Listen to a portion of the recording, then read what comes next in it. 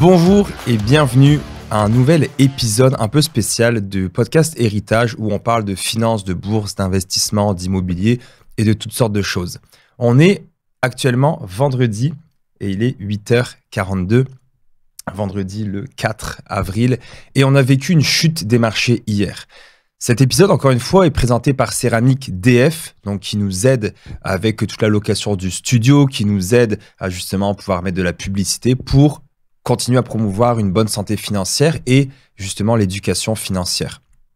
Aussi, petite aparté, on est dans les studios Les Bunkers, donc à Saint-Hubert. Il y en a plusieurs, mais ça vous le savez. Aujourd'hui, l'important n'est pas forcément mes commanditaires, même si je les remercie du fond du cœur.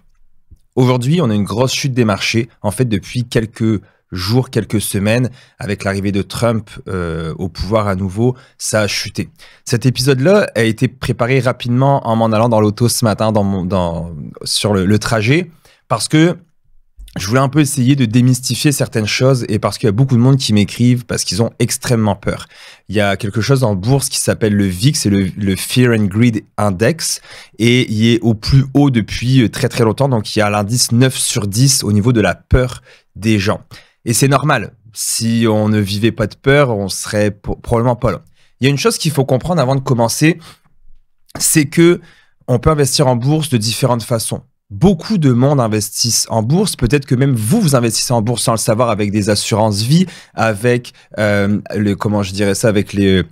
CELI, vos REER qui sont avec votre conseiller financier, avec votre compte épargne qui est à la banque à un intérêt élevé. Eux, ils prennent cet argent-là et il est investi dans des fonds en bourse. Il est investi dans des actions en bourse. Alors, c'est un peu débutant ce que je vais vous dire, mais il y a plusieurs types de choses qu'on pourrait faire. On pourrait acheter des actions et on pourrait acheter des obligations, donc, et d'autres choses, des fonds, etc. Mais en gros, il y a soit des actions d'entreprise, donc des Apple, Amazon, TELUS, RBC, ou des obligations qui sont des prêts, en fait, des dettes de compagnie. Et nous, on va leur prêter de l'argent en tant qu'investisseurs et nous vont le remettre notre argent avec un taux d'intérêt très faible qui fait à peu près l'inflation. Donc, c'est un peu les véhicules qu'on pourrait utiliser dans l'investissement boursier. Soit j'achète une action à 100$ de Apple, puis quand elle en vaut 150, je fais la plus-value. Donc, dans mon CELI, j'aurais fait 50$ non imposables, alors que dans mon REER, j'aurais un 150 total, je devrais me faire imposer sur mon gain que je vais ressortir. Ensuite, il y a les CELIAP, etc. On ne rentrera pas là-dedans. Et les obligations, comme je vous disais, c'est par exemple la province de l'Ontario émet des obligations et vous et moi, nous pourrions acheter ce genre de choses-là pour leur prêter notre argent. Et eux, ils nous remettraient cet argent-là, ce qui est très peu risqué des obligations. Maintenant, on rentre dans le vif du sujet avec la bourse. Oui, ça chute et ça continue à chuter. Donc aujourd'hui, à l'heure actuelle, si je regarde le pré-market, donc les marchés ouvrent à 9h30, ils ne sont pas encore ouverts, sauf qu'on peut voir le pré-market pour certaines personnes si vous avez accès à des outils. Donc moi, ce que je vois actuellement, c'est que c'est encore très très très très rouge là. On est au pré-market. Là, par exemple, je vois que Visa est déjà à moins 0,39%, Tesla à moins 5%.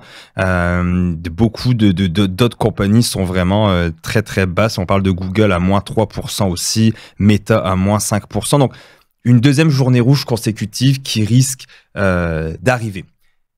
Ça fait partie du jeu. Il y a des crises assez régulièrement. Ça permet de sortir certains investisseurs qui ont un peu plus peur et ça permet que les grosses institutions vont faire de l'argent. On va rapidement passer à travers ce que c'est une récession. Je me suis pris quelques notes, bien entendu. C'est un ralentissement économique pendant 2 trimestres consécutifs. Donc là, à date, ce matin, ça vient de sortir que, par exemple, au Canada, le taux de chômage vient d'augmenter. Donc, il y a aussi, on parle de 2 trimestres consécutifs, c'est aussi une diminution de la consommation, augmentation des taux d'intérêt et baisse de la production. Nous, les taux d'intérêt viennent de baisser ici au Canada. Ensuite, la conséquence, c'est quoi? C'est qu'il y a une diminution des revenus. Bien entendu, si on consomme moins et qu'on produit moins, les gens ont moins d'emplois et donc automatiquement, c'est comme une roue qui tourne, moins de revenus. Si une usine, elle produisait X nombre d'articles parce que les gens consommaient beaucoup, mais que maintenant les gens consomment moins, donc l'usine fabrique moins, donc tu fais moins d'heures, donc automatiquement, tu as moins de revenus, donc automatiquement, tu consommes moins et on tombe dans cette chaîne-là. Donc, diminution de la demande également, baisse des investissements, augmentation du taux de chômage, c'est ce qu'on est en train de voir aujourd'hui.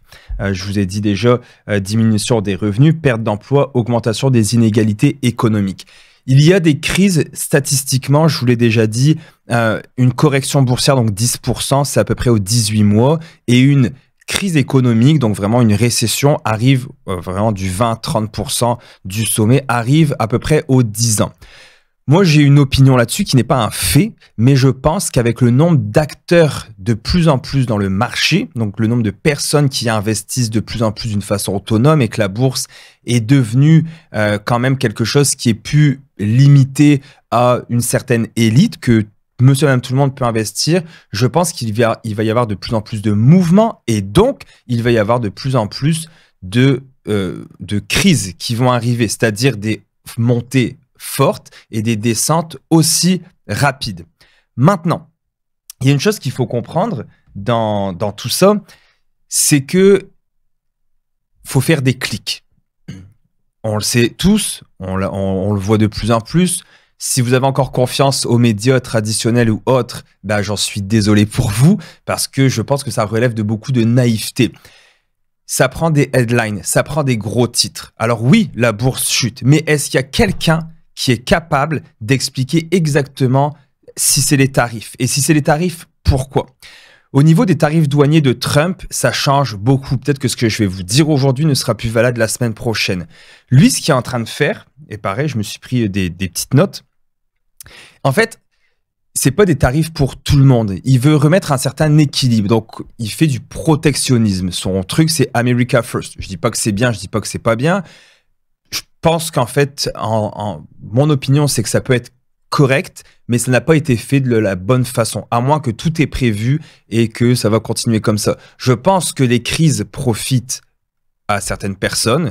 Je pense qu'il y a des lobbies énormes et des détournements de fonds, etc. On l'a vu encore cette semaine, si vous suivez un petit peu la politique française avec le Parti du Rassemblement National, les emplois fictifs à son père, à son chauffeur, à sa belle-mère, à sa belle-sœur, à son cousin. Bon, son père est décédé, à Marine Le Pen, mais vous m'avez compris. Alors, les États-Unis imposent des tarifs pour rééquilibrer une balance commerciale. C'est-à-dire que un pays, je vais prendre au hasard le Bangladesh qui importe des vêtements par exemple et des souliers, le Bangladesh qui exporte beaucoup aux États-Unis, ok? Les États-Unis, ce qu'ils veulent, c'est une réciprocité, c'est-à-dire qu'ils veulent que le Bangladesh, vous importez beaucoup, parfait, mais vous allez nous aussi acheter des produits. Et si vous n'achetez pas assez de produits pour arriver à un équilibre d'échange, même si on parle du libre-échange, alors là, vos produits seront taxés à hauteur de X nombre de pourcents et c'est là qu'on n'a pas encore tous les calculs et de ce que Trump a avancé. Donc, pour certains secteurs, comme nous avec le Canada, on a un très bon échange, c'est-à-dire qu'on vend, oui, certains articles beaucoup aux États-Unis, mais les États-Unis exportent eux aussi beaucoup chez nous. Donc, il y a un certain équilibre qui va se trouver là-dedans. Et s'il n'y a pas d'équilibre, c'est là que Trump va dire, écoutez, vous amenez beaucoup de stocks de votre pays chez nous, et nous, vous n'achetez rien de chez nous. Donc, en fait, nous, on fait rouler votre économie parce que vous envoyez, mais nous, on n'a rien en échange. Donc, vos produits vont être plus chers. Ce qu'il faut comprendre, c'est que ce n'est pas les politiques qui vont payer plus cher, c'est nous. C'est vous et c'est moi. Donc, il y a des mesures tarifaires qui vont être mises en place avec plusieurs pays, que ce soit le Mexique, la Chine, la France, le Canada, etc.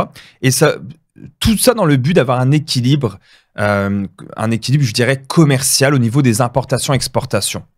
C'est pas plus compliqué que ça. Et les tarifs, là, c'est là que ça va prendre tout son sens avec les 10, les 20, les 25%. Et c'est là qu'on va voir un petit peu certains secteurs. Est-ce que tous les secteurs vont être touchés en même temps? Est-ce que ça va être certains secteurs qui vont être touchés?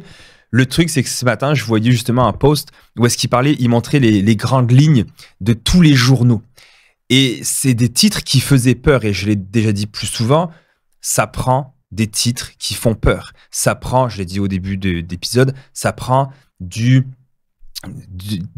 comment je dirais, ça prend de l'incitation à la peur, ça prend que les gens fassent le saut. Le dernière heure, c'est en rouge. Là, je voyais la presse, dernière heure, nouveau, le taux de chômage, le ceci, le cela. Là, la bourse, elle chute. Ok, on a parlé des tarifs un petit peu. J'espère que vous l'avez bien compris. Donc, il va y avoir des taxes sur les pays qui font plus d'importation aux États-Unis que d'exportation pour rééquilibrer le tout. C'est un peu plus complexe que ça. Je ne veux pas trop m'étaler parce qu'à un moment donné, c'est compliqué. Ça change quasiment à chaque jour, etc. Si on reparle de la bourse maintenant, si disons que vous avez 25-35 ans, 25-40 et que votre portefeuille boursier n'a rien perdu, c'est pas normal.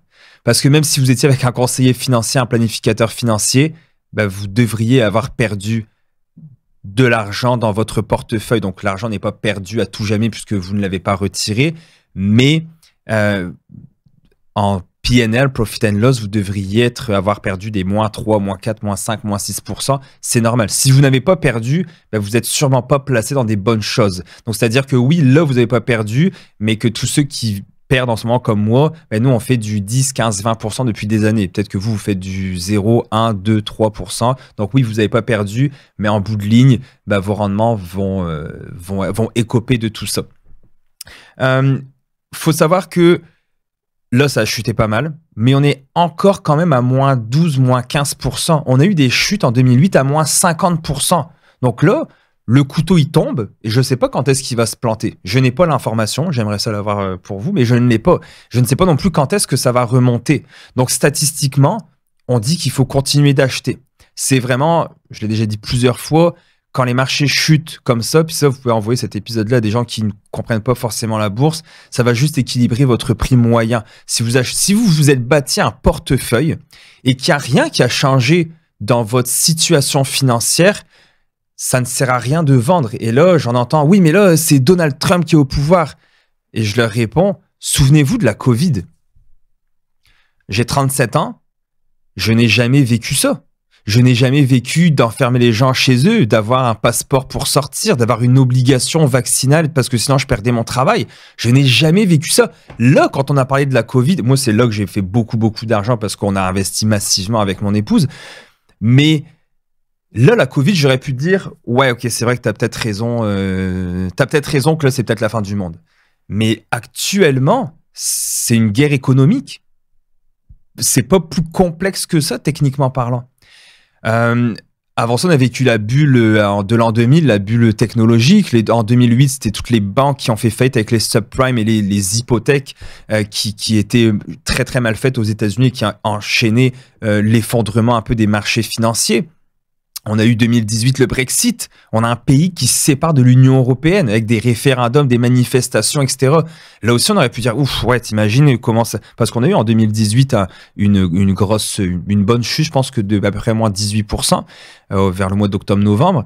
Là aussi, on aurait pu dire, ouf, ça va aller jusqu'où? Là, il y a un pays qui se dissocie. Est-ce que ça va donner un engouement à d'autres pays de se dissocier? Est-ce qu'il va y avoir des guerres? On ne le sait pas.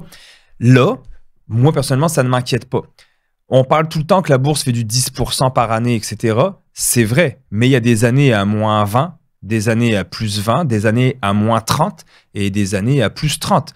Donc, il n'y a pas, par contre, de période de 15 ans où est-ce que c'est un retour négatif. Par contre, de 2000 à 2010, si vous regardez, les rendements étaient flats parce qu'il y a eu la grosse crise. Donc, quelqu'un qui a commencé en 2000 à investir, puis qui arrive en 2010, son argent n'a pas bougé. Par contre, s'il a continué d'investir et d'investir quand c'était haut, quand c'était bas, là, il s'en sort plutôt bien. Mais quelqu'un qui sort tout son argent, qui sort ses billes, c'est l'une des pires choses que vous pouvez faire. Quelqu'un m'a dit hier, tu savais que ça allait baisser parce que là, on voit le pré-market. Pourquoi tu ne vends pas et tu ne rachètes pas encore aujourd'hui à moins 25, à moins 5% par exemple? Il y a ce qui s'appelle un halt, donc H-A-L-T. C'est quand, on a eu ça au mois de mars, c'est quand les marchés chutent tellement qu'ils court-circuitent les marchés, en fait, techniquement. Donc, on arrête. Les marchés on peut plus acheter, on peut plus vendre. Le pré-market et l'aftermarket, donc la bourse est de 9h30 à 16h, bourse américaine, canadienne. Il y a certaines personnes avec certains types de comptes qui peuvent acheter en pré-market ou en aftermarket, donc c'est en avant 9h30 ou après 4h, 16h. Moi, je peux le faire avec Questrade. Mais il y a d'autres types, il y a des heures que moi, j'ai pas accès, mais il y a des heures que certaines autres personnes ont accès. Donc, imaginez, je ressors tout mon argent. Je ne sais pas combien j'ai à peu près. Là, mettons, je dirais, CELI REER, là, j'ai 250 000. Un peu plus, 260. Je ressors mon CELI REER. Et là, il y a un halt. Mais j'ai pas acheté. Là, c'est le week-end. Puis là, lundi, moi, je me connecte pas, mais les marchés sont en train d'augmenter. Puis là, ça reprend à 4-5%. Quand il y a des grosses chutes, il y a des grosses hausses. C'est comme ça. Bah, j'ai juste mes yeux pour pleurer parce que j'aurais manqué une méchante... La hausse, je vais la manquer. Puis moi, j'ai vendu comme un peu un imbécile. Donc, le mieux, c'est de ne rien toucher. Vous savez que pendant la crise de 2020, la fortune des milliardaires a augmenté de 236 milliards. Je répète, pendant la crise de 2020, la fortune des milliardaires a augmenté de 236 milliards. Soit plus qu'au cours de la dernière décennie. Donc, en un an, les personnes les plus riches ont fait en un an ce qu'ils avaient fait en 10 ans. Donc, imaginez l'exposant. C'est beaucoup. 236 milliards en un an et ça leur avait pris 10 ans pour faire ça. Les crises profitent aux riches. On l'a vu, j'ai écrit un petit texte là-dessus sur les inside trade, donc les délits d'initiés, qui sont des gens qui sont bien placés au niveau politique et qui font des trades un peu avant tout le monde et que d'un seul coup, c'est comme s'ils avaient acheté à la meilleure journée au meilleur moment. Et c'est ce qu'on appelle des délits d'initiés parce qu'ils ont accès à des informations, on va dire, qui sont confidentielles et qui l'utilisent à bon escient pour faire plus d'argent. Là, on a beaucoup de monde qui donne des guesses. J'en ai pas donné, à part, je vous ai juste dit que je pensais que les crises allaient s'accélérer. Mais il y en a beaucoup qui disent qu'aujourd'hui, c'est la dernière journée de chute. Il y en a beaucoup qui disent que ça va continuer à moins 30, qu'on devrait vendre, ça va chuter à moins 50. La firme CXO, qui est une firme qui fait des analyses, a analysé 6582 prédictions d'experts financiers de 2005 à 2012. De 2005 à 2012. Sur toutes ces prévisions-là, les 6582 prévisions, il y en a 46,9 qui se sont avérées vraies. On parle d'experts financiers. Je n'en fais même pas partie. Donc, imaginez comment c'est un coup de dé. 46,9%. On est proche du 50-50. Là, c'est j'ai lancé un dé, j'ai lancé une pièce de monnaie. Hop, pile ou face. Oh, voilà, c'est ça. Donc, je dis pas de ne pas les écouter, mais je dis quand même qu'il faut prendre ça avec des pincettes. J'avais des petits exemples pour vous. Le début de la crise financière a été en 2008. En octobre 2007, là, que ça a commencé à crasher. La fin était en mars 2009. Ça a duré 17 mois. Le 17 mois nous a fait un moins 57%. C'était la baisse totale. C'est beaucoup, moins 57%. Par contre, ceux qui ont repris après, en moins de 5 ans, c'était revenu de 217%. Et imaginez, c'est ça que j'expliquais. Quand vous achetez, ça chute et que vous continuez à acheter, puis vous achetez des actions de Apple à $100, là, ça vous achetez à 80, vous achetez à 50, ben votre coût moyen diminue. Donc, c'est comme si, en fait, vous achetiez à rabais à chaque fois et que votre prix moyen, puisque toutes les actions fois le prix divisé par le nombre d'actions, ça donne votre coût moyen. Ben, votre coût moyen, il devient de plus en plus bas. Donc, ça vous donne après l'opportunité que quand ça remonte, de faire beaucoup plus de rendement. La COVID-19, qui était en 2020, vous l'avez connu, c'est le début vraiment de la grosse crise, a été en février 2020. Ça a duré à peu près un mois avant que ça revienne, mais le pic a été de moins 34% en un mois. Là, comme j'ai dit tantôt, tout était fermé. Essayez de vous remémorer, sur les plaques d'immatriculation, il y a marqué « je me souviens », et essayez de vous remémorer la panique. Même moi qui après n'ai pas forcément écouté les consignes, et je m'en excuse pas, je lavais mon épicerie. Quand je m'en allais à l'épicerie au mois de mars, j'étais comme un héros, là. Je me sens quand même bien. Là. Je suis hot. Imaginez, parce qu'on ne savait pas ce qui nous attendait. Ça aurait pu, là, ça touchait les personnes âgées surtout, mais au début, on ne le savait pas. On pensait que ça touchait tout le monde. Donc imaginez comment ça aurait pu être bien pire que ça. La bulle techno, mars 2000 à octobre 2002, ça a duré 31 mois la crise. Et ça a atteint moins 49%. Donc, c'est un peu à ça que ça ressemble les chutes. Là, à date, on est à peu près dans le moins 12, moins 15%, dépendamment aujourd'hui ce que ça va donner. Puis, c'est pas parce que ça ouvre très bas qu'aujourd'hui, la journée va pas bien finir. On ne le sait pas. Et c'est ça qui est intéressant, c'est qu'avant, on n'avait pas accès à toute cette information. Maintenant, il suffit d'un tweet de Trump, un tweet de Elon Musk pour que les marchés virent en fou. Donc, on reste investi, on n'écoute pas les headlines. Puis il y a autre chose que je voulais dire là-dessus, c'est que quel est l'impact, mettons-le, tu le savais pas, t'as pas la télé, t'as pas Internet et t'as fermé tous tes trucs. C'est quoi l'impact que ça a actuellement aujourd'hui que ton CELI soit à moins 10%? Est-ce que tu as besoin de cet argent-là, là, versus un CELI app qui ne devrait pas être placé dans les mêmes choses qu'un CELI ou qu'un REER qui est long terme? Là, par exemple, tu me dis, écoute, j'ai dans mon CELI app, il y a moins 10%, puis je vais acheter ma maison au mois de mai. On est en train de faire toutes les démarches, puis je dois sortir mon CELI app. Là, je pourrais comprendre que tu es à moins 5, moins 6, moins 7 000 dans ton CELI app, puis tu te dis, bah merde, c'est le mauvais timing. Évidemment, quelqu'un qui est dans son REER full S&P 500, full action, et Nasdaq, etc., puis que là, il veut prendre sa retraite, puis qu'il veut retirer une bonne partie de son REER, ce qui serait idiot, mais quand même, là aussi, c'est que la personne a mal fait ses devoirs. C'est pour ça que c'est important de se former et de comprendre. Et si vous ne voulez pas vous former, si vous ne voulez pas comprendre, allez voir un planificateur financier. Soyez accompagné, soyez entouré de personnes compétentes qui vont pouvoir vous rationaliser, ça se dit-tu? Ouais, parce que je ne veux pas confondre avec le terme de rationner. Donc, rationaliser, d'être rationnel. Allez voir des gens qui peuvent vous rationaliser et de ne pas appuyer sur je vends ou j'achète ou je fais un peu n'importe quoi, j'improvise. Là, vous allez agir sur le coup de l'émotion, alors qu'il ne faut pas agir sur le coup de l'émotion. Vous savez, l'expert financier qui a prédit la crise des années 80, son nom m'échappe, eh bien lui, selon la firme CXO Group, avec toutes les prédictions qu'il a fait, c'est lui qui est arrivé au dernier rang de tous les experts financiers. Donc le mec a prédit une crise, puis tout le monde est quand même « Wow, my God, quel homme !» Le mec arrivait à un taux de succès de 20,8% de ses prédictions. Donc, c'est pas parce que quelqu'un a prédit, on dit une horloge brisée donne la bonne heure 2 fois par jour. C'est la même chose. Je pourrais faire ici sur ce podcast-là plein de prévisions, les couper en clips, les unes après les autres. Puis quand il y en a une bonne, je supprime le podcast, je garde le bon clip, puis je le remets en publicité Instagram. Puis tiens, vous avez vu, je vous l'avais dit. Puis là, les gens vont faire « Oh, waouh, il est vraiment bon, Simon. Je vais acheter sa formation finalement, qui est super cool d'ailleurs en passant. Je vous mettrai le lien dans la description. » Je continue. Selon une étude de Fidelity, les investisseurs qui ont continué d'investir en 2008, c'est-à-dire qui n'ont rien touché à leur portefeuille, leur investissement vaut 2,5 fois plus en 2018, donc 10 ans après, qu'un investisseur qui a arrêté de 2008 à 2010. Donc quelqu'un en 2008, quand il y a eu la crise, qui s'est dit « c'est pas grave, moi je continue, je touche à rien, je continue ». En 2018, son argent a plus que doublé, donc 2,5 fois plus qu'un investisseur qui a, en fait, son argent, il vaut 2,5 fois plus 10 ans après qu'un investisseur qui s'est dit hey, c'est quoi, 2008, ça arrête, je vais prendre une petite pause. C'est important de continuer d'investir, surtout pour votre portefeuille long terme. Vanguard nous dit que les investisseurs qui ont modifié leur portefeuille lors des crises font en moyenne moins 2,8% versus quelqu'un qui touche à rien.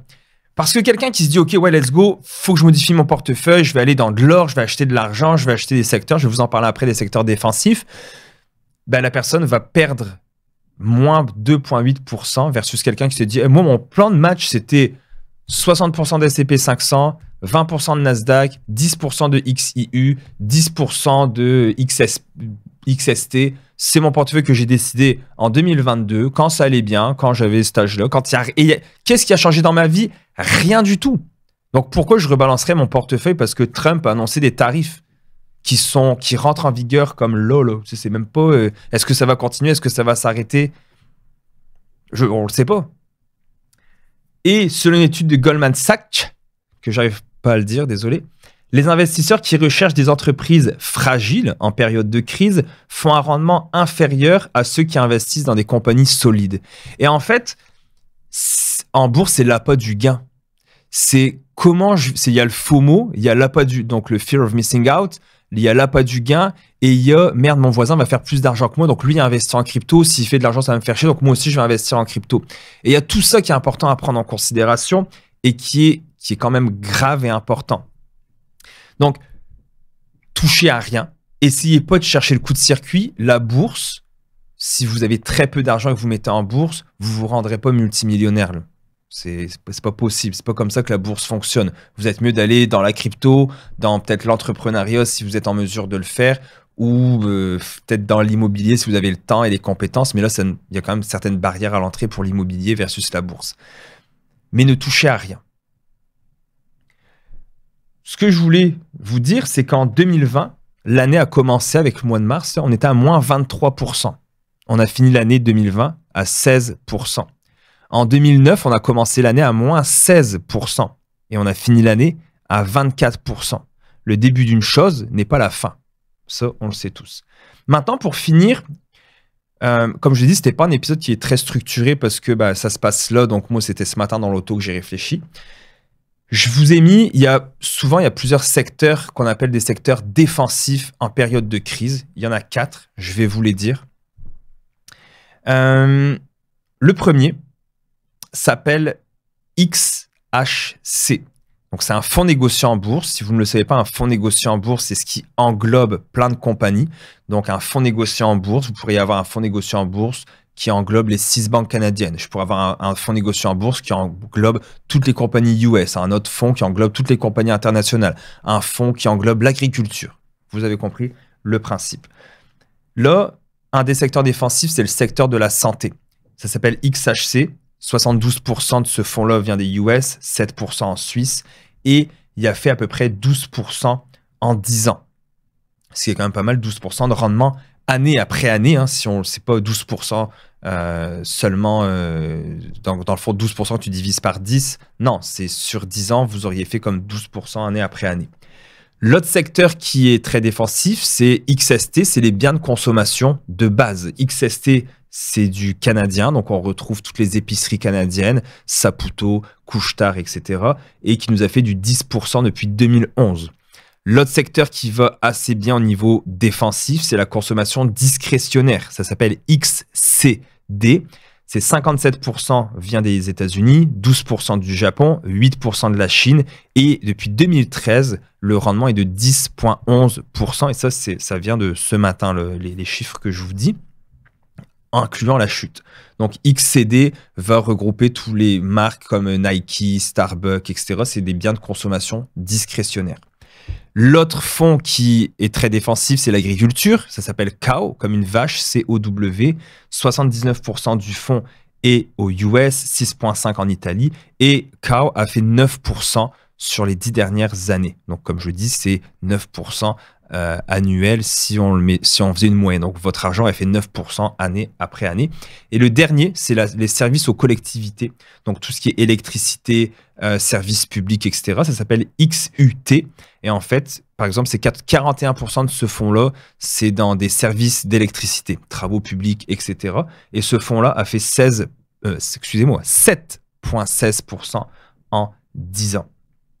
Donc, si je dois conclure là-dessus, parce que 9h11, si j'ai un invité qui s'en vient, si je dois conclure là-dessus et que je vais regarder mon TradingView, on essaye de ne pas paniquer. Je peux comprendre que vous venez de commencer votre CELI, votre REER à investir, puis que là, ça chute. Je suis 100% de tout cœur avec vous. Moi, ça n'a pas été comme ça, puisque j'ai commencé en 2014. Et la première crise un peu que j'ai vécue, c'était comme plus 2018. Et je l'ai quasiment pas vu, puisque je faisais plus du swing trading. La vraie crise que j'ai vécue, c'est 2020. Et j'en ai profité solidement. Puis maintenant, je peux vous dire que je suis très, très content d'avoir écouté les statistiques. Donc là, vous voyez, maintenant, vous ne pouvez pas voir, mais c'est assez bas pour aujourd'hui. Ça risque d'ouvrir assez bas, assez solidement même. Donc, j'ai hâte de voir ce que ça va donner. J'ai hâte de voir dans un mois ce qu'on va se dire, parce qu'on va se reparler pour les revues des marchés. Et j'avais préparé une super belle revue des marchés pour mars, sauf que je ne la ferai pas puisqu'avec tout ce qui s'est passé, tous mes chiffres ne sont plus on va dire, réel avec les deux journées de chute, là, donc celle d'hier jeudi et celle d'aujourd'hui qui s'en vient. Un autre secteur aussi que j'ai oublié de vous parler, c'est l'or, qui est souvent une valeur refuge pour ben des investisseurs. Donc c'est pas mauvais d'en avoir un petit peu dans le portefeuille, mais comme je vous dis, si vous avez un portefeuille qui a été créé selon vous, selon votre profil il y a quelques semaines, quelques années, et que votre profil n'a pas changé, votre profil n'a pas lieu d'être rééquilibré. Sauf si vous avez le bouton vente qui est très proche. Oui, dans ce cas-là, vous pouvez rééquilibrer. N'oubliez pas, j'offre des consultations privées. Si vous voulez parler à quelqu'un qui a vécu ces crises-là, qui a vécu le moment de panique que vous pouvez vivre aussi, parce que ça arrive à tout le monde. Et non, c'est pas la fin de la bourse. Comme je le disais au début de l'épisode, je pense qu'il y a des grosses puissances derrière ça, et que c'est pas nous avec notre 1000 ou 2000 dollars par mois ou peu importe qui va faire changer l'aiguille. Il y a beaucoup de monde très puissant en arrière de tout ça, en arrière des banques, en arrière des gouvernements. Ils laisseront pas les marchés s'écrouler comme ça. Donc, faut suivre ce que les géants font et on continue d'investir. On garde la tête froide. On sort l'émotion au complet de notre investissement. L'émotion n'a pas rapport à l'investissement. L'émotion, on la fait quand on prépare notre portefeuille. C'est pour ça que j'insiste beaucoup sur le fait de se bâtir son portefeuille, de construire un portefeuille selon son profil avant de commencer à investir et pas commencer à investir, improviser, là ça chute, puis oh bah tiens, je vais me construire un portefeuille. Malheureusement, souvent, c'est trop tard. Donc, je vous souhaite sur ça une agréable fin de semaine. Je vais sortir l'épisode assez probablement aujourd'hui. Je vais essayer d'avoir le temps de le monter. Et on se revoit, au prochain épisode, la semaine prochaine. Bonne journée à tous et à bientôt.